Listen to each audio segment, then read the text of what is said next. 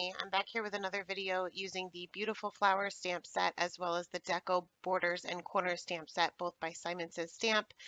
I had a request to create another card combining these two stamp sets. So we're going to create a very clean and simple card today with a whole lot of gold. So I'm starting off with a piece of Bristol Smooth cardstock here, and this is cut down to 5¼ by 4. And I treated the top portion of the card panel with my anti-static tool, and I'm using one of the borders in the Deco Borders and Corners stamp set and stamping that with my Versamark ink, then sprinkling on some Ranger gold embossing powder, and this is the detail embossing powder. You'll definitely want to use a detail embossing powder for these particular images. And flip that cardstock around, did the same thing to the other two corners, and then I will go ahead and heat set this. I did preheat my heat gun for probably about 30 seconds or so before taking it to the paper, just to kind of try to minimize the warping as much as possible. Next, I'll go ahead and treat the middle portion of that cardstock again, and using one of the flowers from the Beautiful Flower stamp set, inking this up really good with my Versamark because this is so detailed. And you want to make sure that you get a really good impression here. Make sure you apply a lot of pressure. You can certainly use a stamp positioner. I was just too lazy and didn't feel like getting it out. You can see that my stamp was not all that clean, but that's okay because we're going to use that same gold embossing powder. This is why you definitely want that detail embossing powder because there's so many details to this flower. So going to be using my Zig clean color pens here, and I'm just using one color.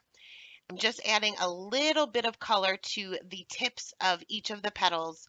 I'm using a number 2 round brush here because there's so many embossed areas that I have to kind of get in between there. Starting the water on the base of the petal and kind of working my way up to the pigment, letting that pigment spread out just a little bit. You want to make sure that your paintbrush is just damp. So each time I'm dipping my paintbrush in clean water, but then I'm dabbing it off on a paper towel so that there's just a little bit of water that remains. You don't want to totally blot all of the water out, but you don't want it to start puddling or pooling up on your cardstock either. So you'll see that some of the petals, I may not have the color spreading the way I necessarily want it to. I'll just re-dampen my paintbrush and go back in. Sometimes I have to work at it a little bit, but for the most part, it's just going to spread out on its own wherever there is water. So I started working on 2 or 3 petals at a time here. And because there's so many embossed areas, you can certainly work with petals that are directly next to one another. Usually with watercolor, you want to kind of try to avoid that until it's dry.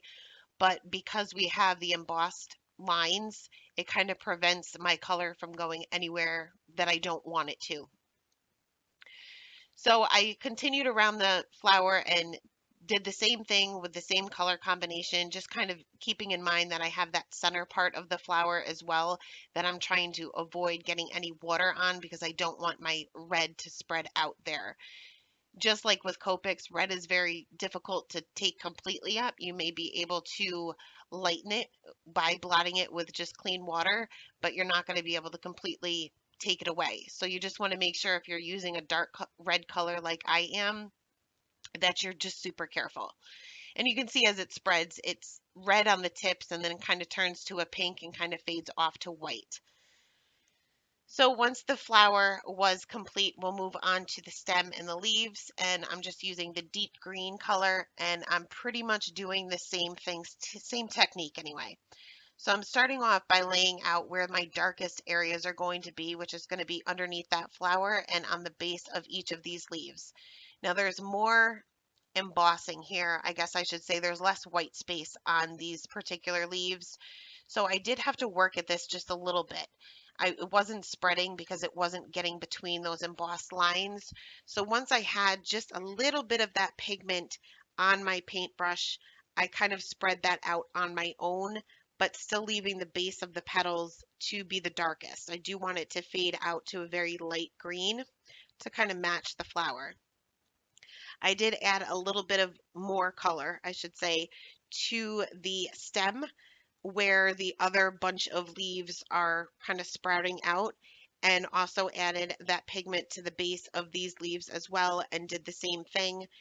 Now you can use any paintbrush you want. You can even use a water brush here.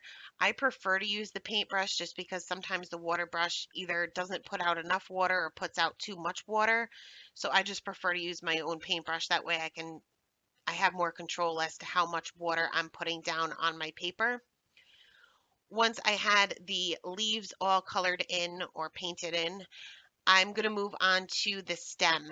And I already have my pigment down, so I'm going to start off in the area where I have no pigment and work up or down to where that pigment is and just let it spread on its own.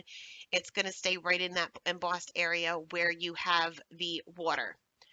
For the middle of the flower, I'm just kind of coloring that in with a solid color and just spreading a little bit out with the water. It was a little bit too dark. You can't really tell on camera. So while it was still wet, I just took a clean part of my paper towel and blotted that up a little bit to kind of lighten that up.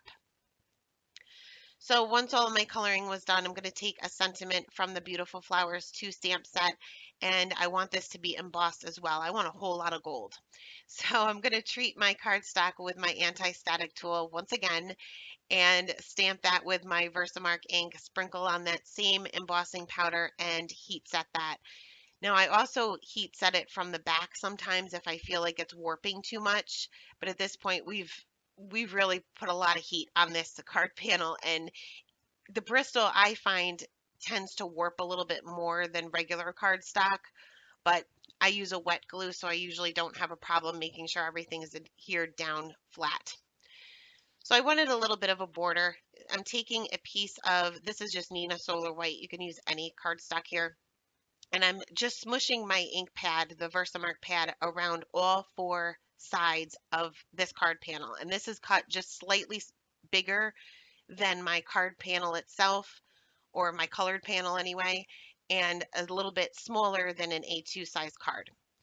So I'm sprinkling on my embossing powder on all 4 sides there, and I'm going to go ahead and heat set this. Now, the first time, being it's such a large area, the first time you go around, it's kind of like bumpy. It's hard to see on camera, but it's not very smooth. So I'm going to go ahead and I'm going to do the same thing all over again. I didn't bother with my anti-static tool because I don't really care where the embossing powder goes as long as it's on all 4 sides. So I'm just holding my cardstock in the center so I don't smear any of the embossing powder. And I'm going to go ahead and heat set this again.